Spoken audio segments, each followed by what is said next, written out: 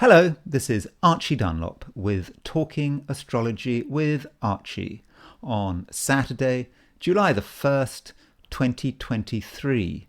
Yesterday I asked the question, who lived longer, Princess Diana or Marilyn Monroe? And at the end of my video I told you that Marilyn Monroe lived longer. She lived a whole day longer. Well, I did the calculations again, and I need to make a slight change to that. So Marilyn Monroe lived, according to my calculations, I think I took 9:30 p.m. as the time of death. She died apparently between 8:30 p.m. and 10:30 p.m., I think, local time in Los Angeles on August the 4th, 1962. And so taking that time, the mid-time of 9:30, I came to the conclusion that she was on the earth for 13,213 days and 11 hours.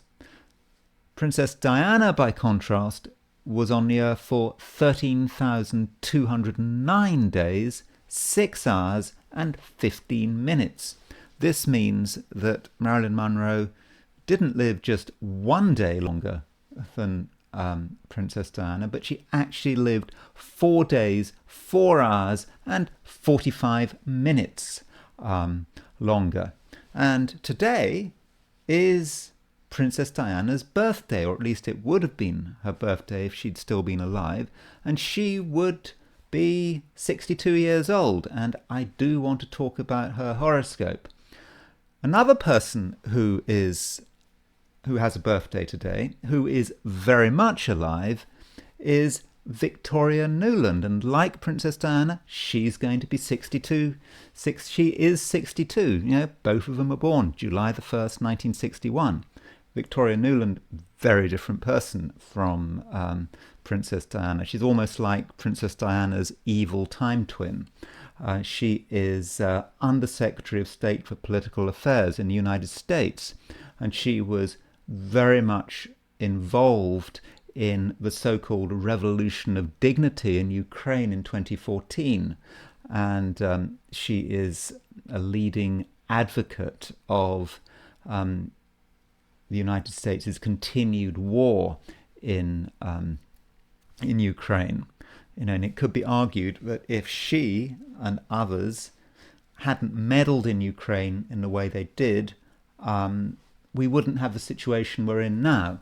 And potentially hundreds of thousands of lives, most of them Ukrainians, would have been saved. Anyway, I'll be talking about that later.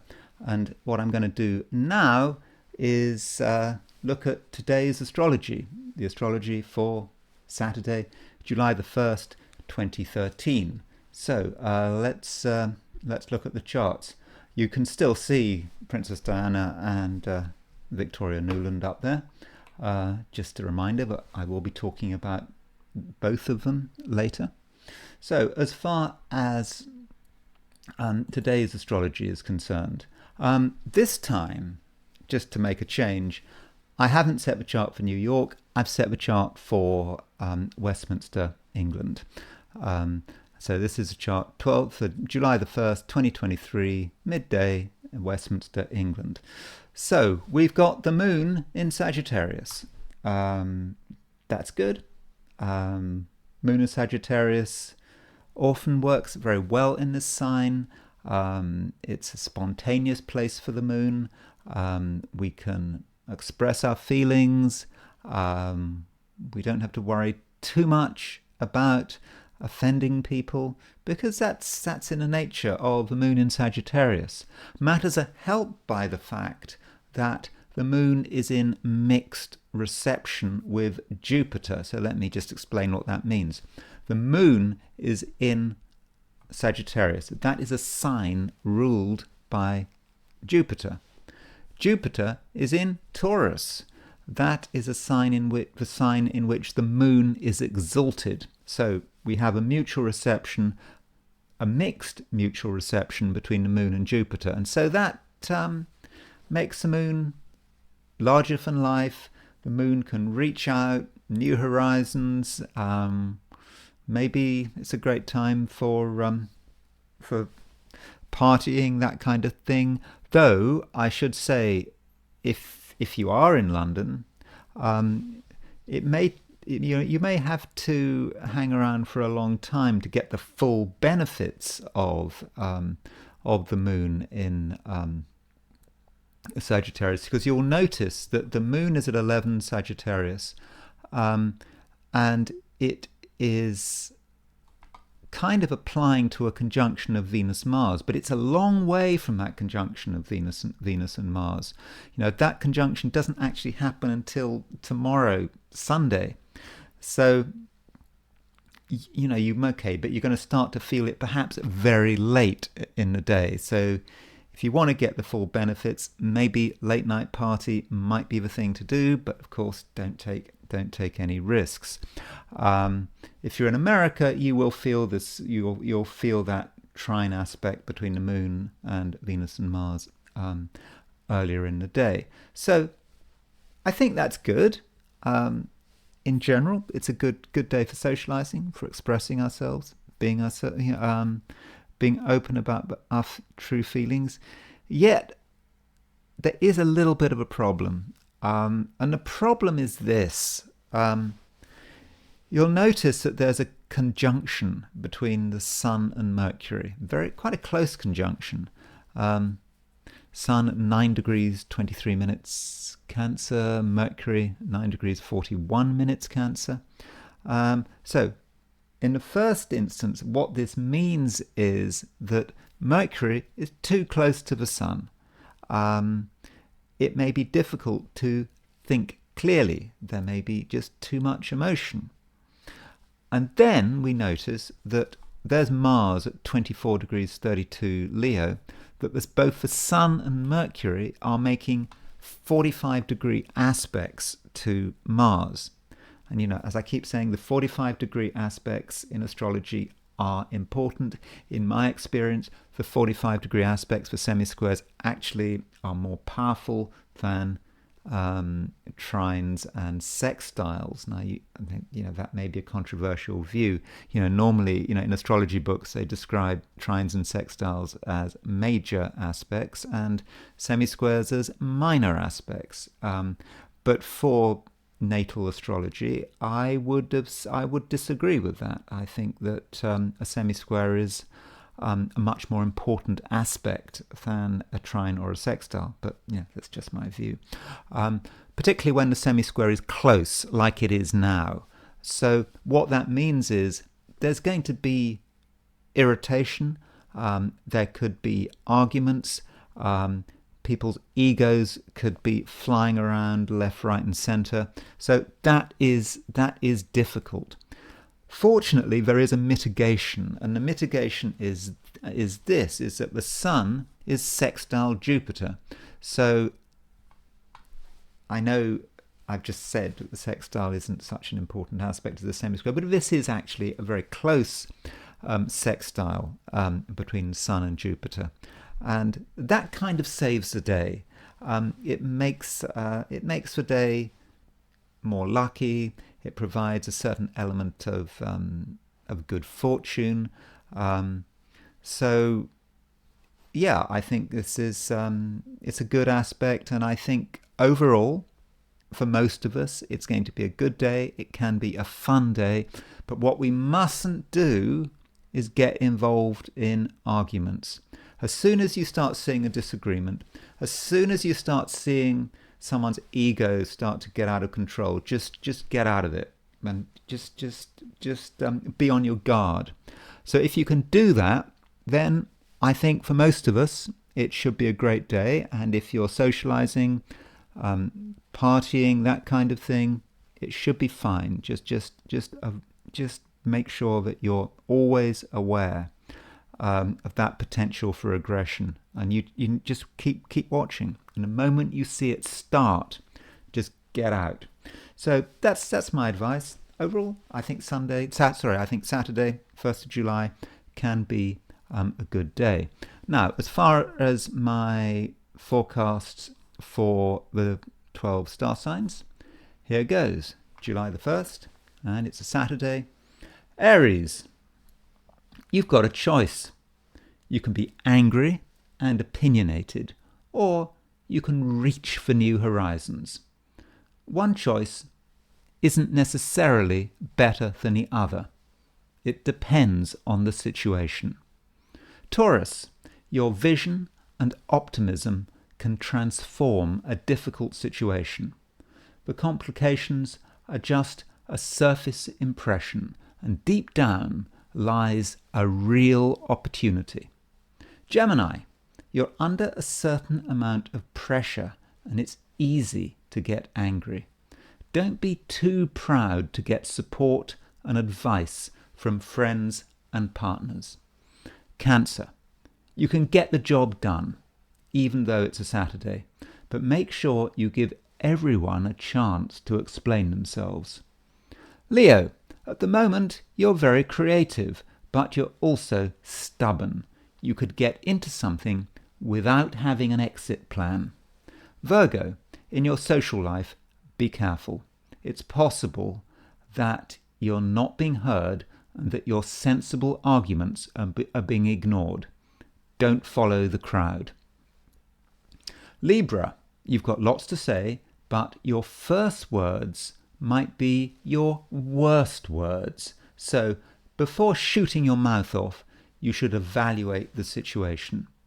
Scorpio, it doesn't take much to get you going, and your emotional tripwire is finely tuned. In terms of money, it's important not to jump to conclusions. Sagittarius, you're full of life, and wherever you go, you're likely to be the centre of attention. But if you're too focused on yourself, you could cut off important lines of communication.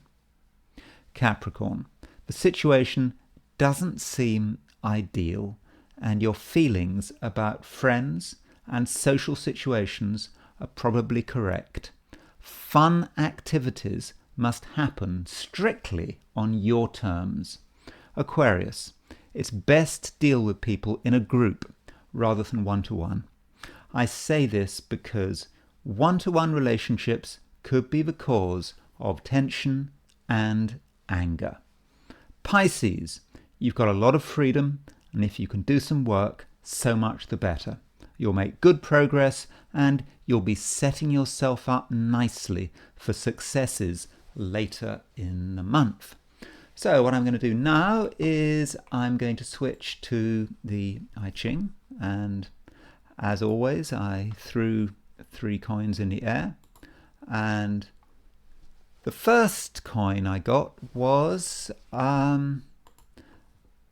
number 26. The first hexagram I got was number 26, the taming power of the great.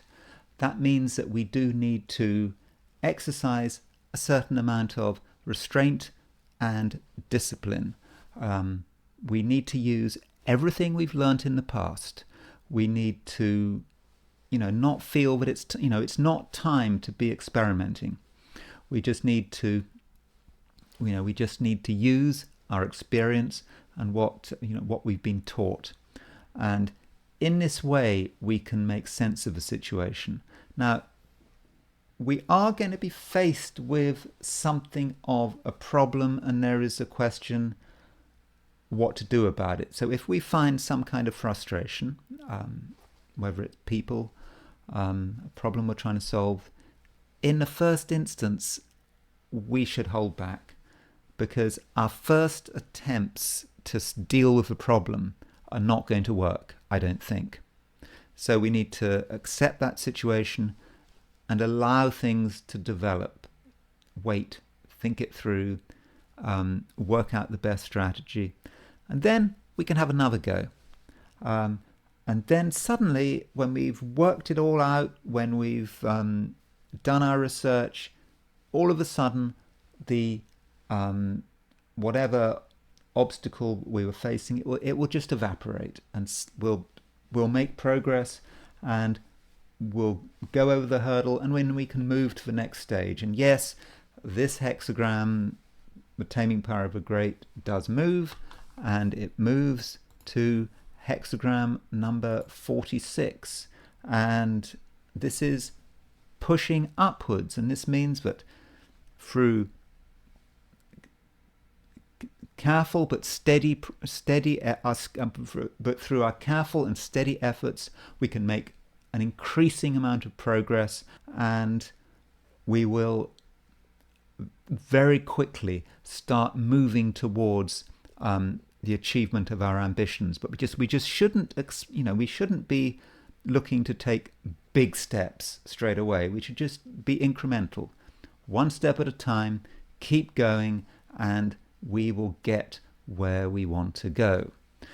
So that's the I Ching. So what I'm going to do now is I'm going to talk about Diana.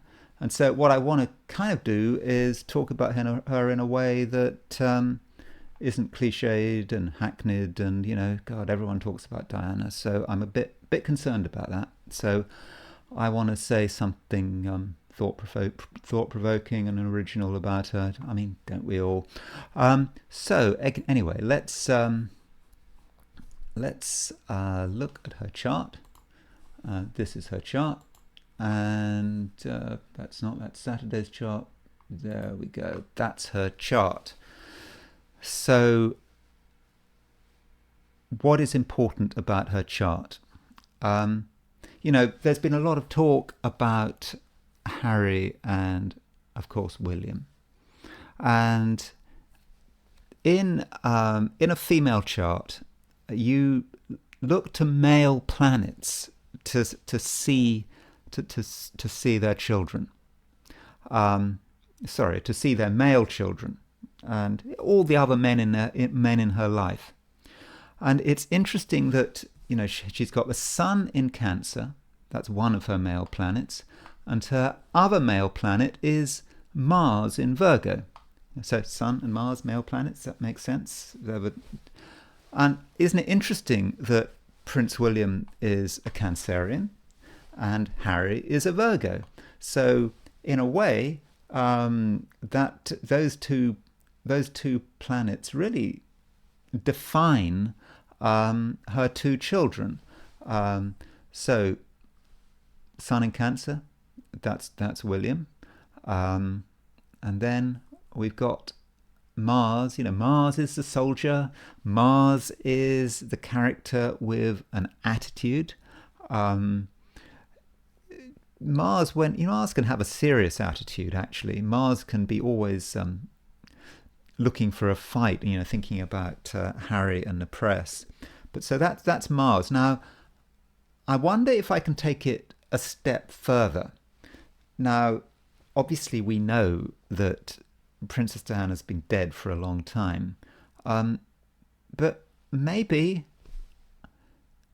she's not entirely dead. I mean, maybe she's still around in some form, and maybe she's experiencing, for example, astrological events like transits, solar returns, whatever. I mean, I'm just speculating. Don't take me too seriously. I'm just having some fun with this. So, if Mars is Prince Harry in Diana's chart, then Harry needs to be a bit concerned, because Saturn is currently around seven Pisces. There you go. This is today's charts. You'll see that there's Saturn. Saturn is at 703 Pisces at the moment, and it's going retrograde. And in fact, it goes retrograde all the way back to 0 Pisces. So going back to Diana's chart, over the next few months, Saturn will be moving back towards Mars, and it will go beyond Mars. So in the autumn, Saturn is hitting her Mars. That means one of her sons is going to potentially have problems. hence the Saturn. Saturn when Saturn goes retrograde. I think Saturn goes retrograde. Sorry, goes direct in October, very close to Diana's Mars. That could be a time when Harry has some real issues. So that's something to think about. I was also thinking about the concept that Princess Diana might be still around and walking the planet, looking after her children. No, maybe not looking after them, just watching what's going on. I mean, that's a terrible thing to say. I mean, it must be terrible being dead if you're also walking around the place, because you'd watch what was happening to people you cared about, but you could do nothing. You could say nothing. You're in this sort of ethereal kind of world, but not very nice. And so you can imagine Diana maybe in, say, 2016, sort of hanging around Harry, seeing what's going on. And then on July the 1st, 2016, on your 55th birthday, which would have been her 55th birthday, you realise that your son, Harry, is starting to communicate with Meghan. I think that's when they started texting. So, Harry's Harry really thinks this, this was really, really powerful, the fact that he started texting Meghan on Diana's birthday. But what about from Diana's perspective? What did it actually feel like to be watching your son text Meghan on your birthday? Now, being a dead person, you might not have an ability to communicate. You can't just sort of shake Harry and say, just stop it, don't do it. It is a bad situation you're getting into. You can't do that. But at the same time, maybe if you're dead, that gives you a special power. You can actually see the future. Maybe you can you have the ability to know what's going on. And in this sense, you might have, say, solar returns. So the solar return is the chart where the sun returns to the place it was when you were born, and it happens every year. So if Princess Diana was dead but still watching what was going on, maybe her solar return is important. So let's look at Diana's solar return for July the 1st, 2016. Here we go. Now, this solar return is problematic because you have got Saturn exactly on the 7th house cusp. So that suggests relationship difficulties. Now, remember, I'm setting a chart up for 19 years after she died, pretty much. But she's got Saturn on her 7th house cusp, and 7th house to do with relationships. Also, you've got Moon in 23 Taurus, opposition Mars at 23 Scorpio. Moon Mars opposition. That is not good. I think she had I think Diana would have had maybe a bad year, but sort of a bad day with that Moon opposition. It must have been quite difficult for her, I think, to be looking at her son starting to text Meghan, because I think if you are dead but you are still conscious, you're still sort of around and vaguely thinking, then you're going to be able perhaps to see the future, which raises the question, what kind of relationship would Princess Diana have had with Meghan? I mean, there is a kind of a relationship there, assuming Princess Diana is still walking. Yes, please don't take me too seriously. I'm just speculating. I'm just trying to have some fun with this. So let's just consider the relationship between the two. So here's Meghan's chart. We've been talking about that a great deal. And so what I'm going to do is I'm going to create a wheel with I'm going to put Diana in the middle, and I'm going to put Meghan on the outside. So I hope you can see that. Let me see if I can make that a bit bigger.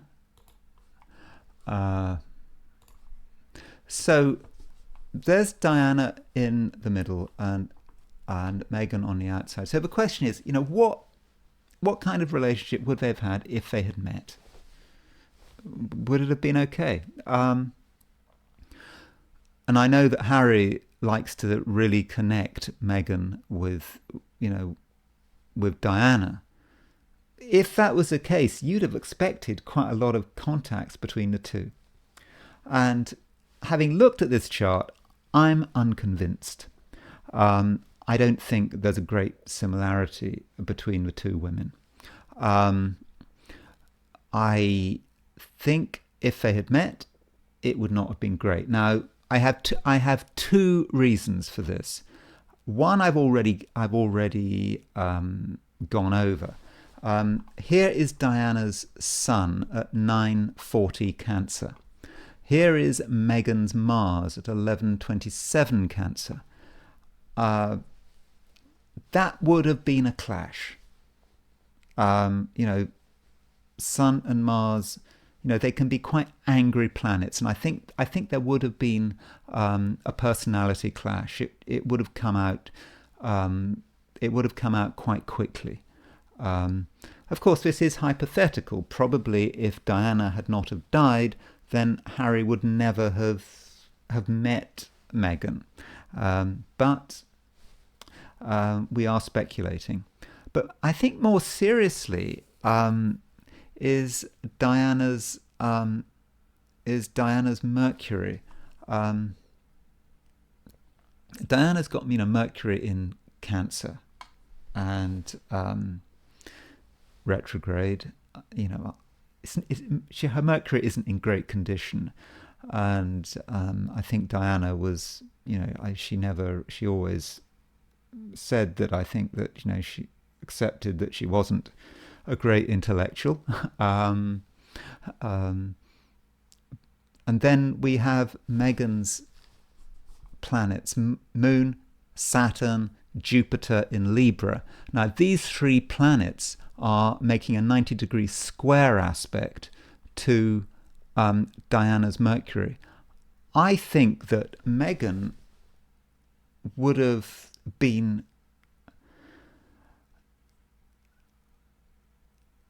confusing to Diana.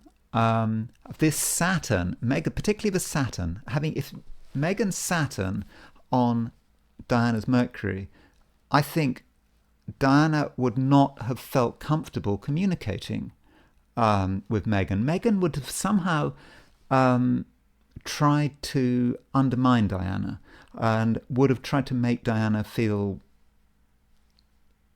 bad about herself. I'll accept Meghan is an intelligent woman. I would guess that if you, on an IQ level, that Meghan's got a higher IQ than Diana. But I think this Saturn square Meghan's square Diana's Mercury, I think she would have probably tried to put Diana down, tried to make her feel that, down about her own intellect and whatever. And, Meghan would have been quite arrogant. And I just don't think it would have worked. And I think when you put those two together, remember that Cancerians, they give you a chance, but once they've decided they don't like you, they really don't like you. And I think that very quickly, Diana, who's quite a sensitive person, probably deep down a good judge of human character, would have fairly quickly taken a strong dislike for Meghan, just by by looking at these two charts. Now, I want to make another point about Diana, and this time I want to relate it to Marilyn Monroe. Now, I have said that in a female chart, particularly after about the age of 21, the moon sign gets stronger and stronger, and perhaps the sun sign starts to get weaker. And look, if you look at Diana's chart, Diana's moon was at 25 Aquarius, and if you look at Marilyn Monroe's chart, her moon was at 19 Aquarius. So both Marilyn Monroe and Princess Diana had their moons in Aquarius, and I think that we should kind of see them as Aquarians rather than well, in Diana's case, a Cancer; in Marilyn Monroe's case, a Gemini, and I think I would see this Aquarius in quite a positive way, because both Marilyn Monroe and Princess Diana had this reputation of, being, not great intellectuals. Particularly in Marilyn Monroe's case, it was, all about, what she looked like and whatever. But this is kind of a myth, particularly with Marilyn Monroe. I mean, both women were quite groundbreaking. I remember, I think it was Anthony Summers's massive biography of Marilyn Monroe. I think he mentioned that, she was doing stuff, she was ahead of her time. I think she was jogging in the early 60s, late 50s. She liked to do this. She was into literature. She married Arthur Miller. She was ahead of her time. And likewise with Diana. Diana, it's not just for landmines. She was, shaking hands with AIDS patients without gloves. Was she roller skating around the palace or something like that? I don't know. But I think that moon in Aquarius was very strong in both of them, and they were trendsetters, and they were, I think, underestimated because of that. I mean, sorry, not because of that, but I think they have a reputation, sort of that negativity about the two women, which is, about their lack of depth, lack of intellect, all this kind of stuff. But no, I think that's probably untrue. But both women, in their own ways, were very original. So what I want to do now is switch away from Princess Diana, and I want to consider Victoria Nuland. I've already talked about Victoria Nuland. But there is the issue that she's born on the same day as Princess Diana, and this illustrates a point that astrological symbolism can work in many different ways. The moon in Aquarius for Diana is going to mean something different for Victoria Nuland. There's Victoria Nuland's chart. I don't have her time of birth. I think she was born in New York. I've set Victoria Nuland's chart for midday. So that moon in Aquarius, which she has, what does that mean for Victoria Nuland? Well, I don't know a great deal about Victoria Nuland, but she certainly has a view of the world. She's a civil servant, and you think that civil servants are supposed to just do what their masters tell them, but she has that moon in Aquarius. She is very independent-minded. She has a clear view on the way things should be, and that moon in Aquarius has encouraged her to lead America's foreign policy in a particular direction, with particular emphasis on Ukraine. And you can see moon in Aquarius opposition Uranus. Uranus for Diana was all about, maybe trying to be original, trying to find her her true self, perhaps upsetting palace norms, that kind of thing. For Victoria Nuland, well, we saw what happened in 2014 in Ukraine, Moon opposition Uranus, stirring up helping to stir up and encourage this revolution of dignity in Ukraine. She was very vocal about what she wanted, and she was, I think she was on she had this famous or infamous phone call when she was talking about who should be involved in the Ukraine. Should it be the UN? Should it be the European Union? And she said that that famous line. I think it was "fuck the EU." I think she said that she was recorded as saying that in a phone conversation. So that's Moon in Aquarius opposition Uranus, so it works in different ways for different people. So what kind of impact does Victoria Nuland have on the Ukraine? What is the relationship between Victoria Nuland and the Ukraine? So I have got the chart of Ukraine. Last time I looked at the horoscope of Ukraine, I set it for 6 p.m. This time I've set it for 5:31 p.m. There's a bit of I won't say conflict, but there are several views about when precisely Ukraine became an independent country. Current view seems to be around 6 p.m., although Nicholas Campion's Book of World Horoscopes suggested 5:31 p.m. So I've set this chart for 5:31 p.m. this time. In my previous video, I set it up for 6 p.m. I mean, I don't think it matters a great deal, but this is the chart for Ukraine, and you see there it is, Sun in Virgo, Uranus rising, and what about the Moon? Moon in Aquarius. So I'm going to ask the question, consider the question, what impact does she have on Ukraine if you compare Victoria Nuland's chart with Ukraine's chart? So again, I'm going to set up a bi-wheel. I'm going to put Ukraine in the middle, and I'm going to put Victoria Nuland on the outside. So here is Victoria Nuland's Mars, set for midday. It's at 1:35 Virgo. There is Ukraine's Mars, 0 Virgo. So Victoria Nuland's Mars is hitting Ukraine's Sun. Mars is a planet of aggression.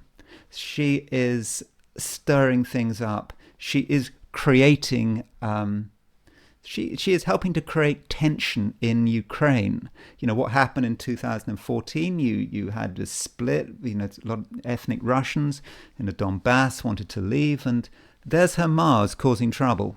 I think we can clearly see that. And then look at the moons. Okay, we don't know, because we don't know what time Victoria Nuland was born. We have to. There's going to be a wide range in which her moon could be. The moon moves 12, 13, 14 degrees in a day. So for midday, we've got Victoria Nuland's Moon in Aquarius. So she's almost certainly got the moon somewhere in late Aquarius, and for midday, her moon and Ukraine's moon are in exactly the same place. So I think that is really significant. It seems to me that at an emotional level, she is drawn to Ukraine. I should also point out that the United States has got the moon in Aquarius. So no wonder the US is getting so involved in it. I mean, there is a view that in 2014, that's when Ukraine stopped becoming independent. That is when it increasingly became a vassal of the United States. Controversial view. I'm not saying it's right, but I'm just saying there is that view. And we do have this. Moon in Aquarius connection. So that's really interesting. We also see that the descendant for Ukraine is 842 Cancer, assuming the 531 time, and there's Victoria Nuland's sun at 933 Cancer. So she's really able to kind of get in, she has so many ways in which she's able to have an influence on the country because her chart hits it, yes, in so many different ways. And then there's the North Node. This is Victoria Nuland's North Node at 28 Leo. And again, this is her destiny, what she should be doing, where should she be going. And her North Node is hitting Ukraine's Venus. Now, I do find that slightly worrying. Reason being, if you look at, let me just show you the midpoints of Ukraine. Midpoints of Ukraine. This is Ukraine's chart. There is Ukraine's Venus. You'll see that Ukraine has Venus opposition the Mars-Saturn midpoint. So, Mars and Saturn are a death pair. And you would normally think Venus square Mars-Saturn is, death of a woman. But maybe you could see it in a different way. When Ukraine came into being, it had Venus square the Mars-Saturn midpoint. So what that means is Ukraine was kind of destined to encounter this woman who would cause a huge amount of trouble. And that woman, maybe, is Victoria Nuland. So I just want to show you how one person can influence a country so much. Of course, it's not just Victoria Nuland. There are lots of other neocons in the United States who have, been advocating for continued intervention and in Ukraine, for continued interference in Ukraine, in what's going on in Ukraine, from 2000, certainly from 2000 onwards, and probably from a lot longer than that. So I think that is interesting, and it's just amazing that Victoria Nuland, Princess Diana, they are both born on the same day, but they have